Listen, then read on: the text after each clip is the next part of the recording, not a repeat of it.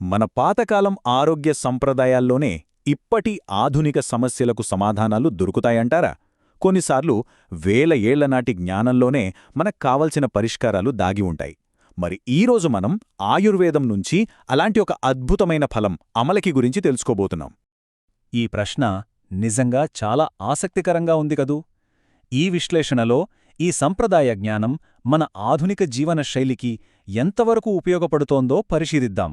ఇవి కేవలం కథలు కాదు, ఆయుర్వేదం సూచించిన కొన్ని నిర్దిష్ట పద్ధతుల గురించి తెలుసుకుందాం. ఇదేనండి అమలకి.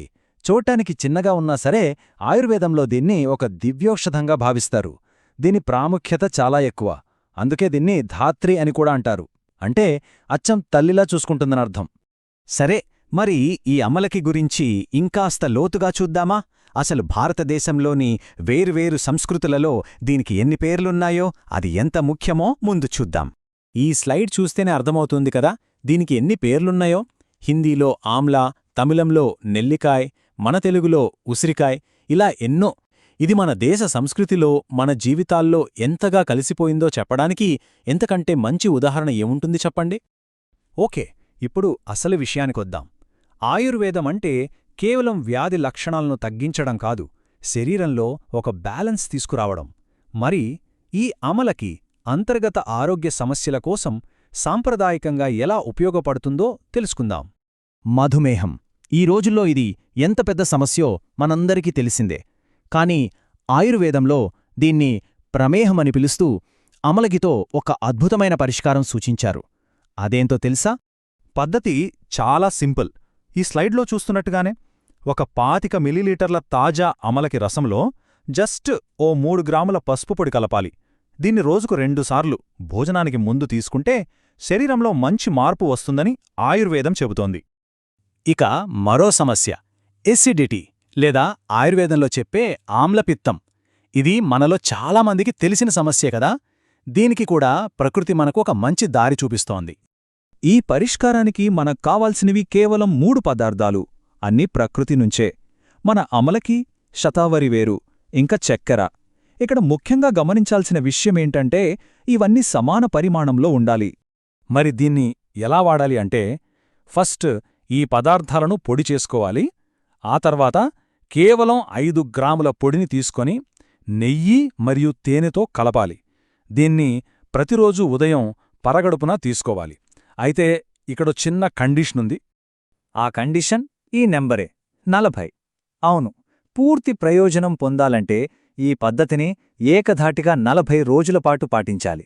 ఆయుర్వేదంలో నిబద్ధత, క్రమశిక్షణ చాలా ముఖ్యమన్నమాట. అయితే శరీరంలోని సమస్యలను సరిచేయడమే కాదు, ఆయుర్వేదం జీవశక్తిని, యవ్వనాన్ని పెంపొందించడంపై కూడా చాలా దృష్టి పెడుతుంది. మరి ఈ విషయంలో అమలకి పాత్ర ఏమిటో ఇప్పుడు చూద్దాం. ఆయుర్వేదం ప్రకారం అమలకి ఒక రసాయనం. సింపుల్గా చెప్పాలంటే ఒక రిజువినేటర్ అన్నమాట. దీని రెగ్యులర్గా తీసుకోవడం వల్ల యవ్వనం నిలిచి, జీవశక్తి పెరిగి, ఆయుష్షు పెరుగుతుందని ప్రగాఢంగా నమ్ముతారు. మన జీవశక్తిలో కళ్ళ పాత్ర చాలా కీలకం. మరి మన కంటిచూపును మెరుగుపరుచుకోవడానికి, కాపాడుకోవడానికి సాంప్రదాయ పద్ధతులు ఏమైనా ఉన్నాయా అంటే ఖచ్చితంగా ఉన్నాయి. కంటి సమస్యల కోసం కేవలం 3 గ్రాముల త్రిఫలా చూర్ణాన్ని తేనె, నెయ్యితో కలిపి ఉదయాన్నే పరగడుపున తీసుకోవాలని ఆయుర్వేదం సూచిస్తోంది. ఇక్కడ త్రిఫలా అనే కొత్త పదం మనకు పరిచయమవుతోంది కదా. దాని అర్థమేమిటో ఇప్పుడు చూద్దాం. త్రిఫలా పేరులోనే ఉంది 3 ఫలాలు అని. అవి ఏంటంటే మన ఆమలకి, హరితకి మరియు విభితకి. ఈ మూడింటి కలయిక ఆయుర్వేదంలో ఒక అత్యంత శక్తివంతమైన ఔషధంగా చాలా ఫేమస్. సరే, ఇక ఇప్పుడు చాలామంది ఫేస్ చేస్తున్న ఒక కామన్ ప్రాబ్లం జుట్టు త్వరగా నెరవడం. దీనిక్కూడా ఆయుర్వేదంలో ఒక పరిష్కారం ఉంది. ఇది తినేది కాదు, బయట నుండి అప్లై చేసే పద్ధతి. జుట్టు కోసం ఈ అద్భుతమైన పేస్ట్ తయారు చేయడానికి మనకు కావలసినవి 50 గ్రాముల గోరింటాకు, 50 గ్రాముల అమలకి, ఇంకా ఓ 10 తాజా మందార పువ్వులు. చూశారా ప్రకృతిలోని సౌందర్య రహస్యాలు ఇవన్నీ. మళ్ళీ ఒక నెంబర్, ఈసారి 50.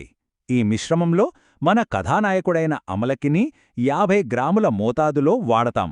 ఈ కొలత మంచి ఫలితాలకు చాలా ముఖ్యం. ఈ పేస్టును తలకు, జుట్టుకు బాగా పట్టించి 1 గంట పాటు అలా వదిలేయాలి. ఆ తర్వాత తలస్నానం చెయ్యాలి. ఇలా వారానికి 1 లేదా 2 సార్లు క్రమం తప్పకుండా చేస్తే మార్పు కనిపిస్తుందని చెబుతారు. ఇక చివరిగా మన బాడీని ఒకసారి రీసెట్ చేసే ప్రక్రియ గురించి మాట్లాడుకుందాం. ఎందుకంటే బయటి అందానికి లోపలి శుభ్రతకు సంబంధం ఉందని ఆయుర్వేదం బలంగా నమ్ముతుంది. ఇక్కడ కూడా మనకు త్రిఫల చూర్ణమే ఉపయోగపడుతుంది.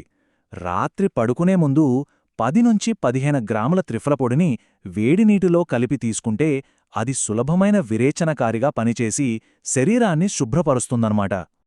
చూశారు కదా, అంతర్గత సమతుల్యత నుంచి యవ్వనాన్ని కాపాడుకోవడం వరకు ఆమలకి ఆయుర్వేదంలో ఒక సర్వరోగ నివారణలా ఎలా పనిచేస్తుందో ఇది నిజంగా ప్రకృతి మనకిచ్చిన ఒక గొప్ప వరం.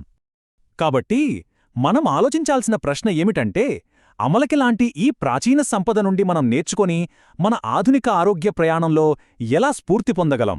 దీని గురించి ఆలోచించండి.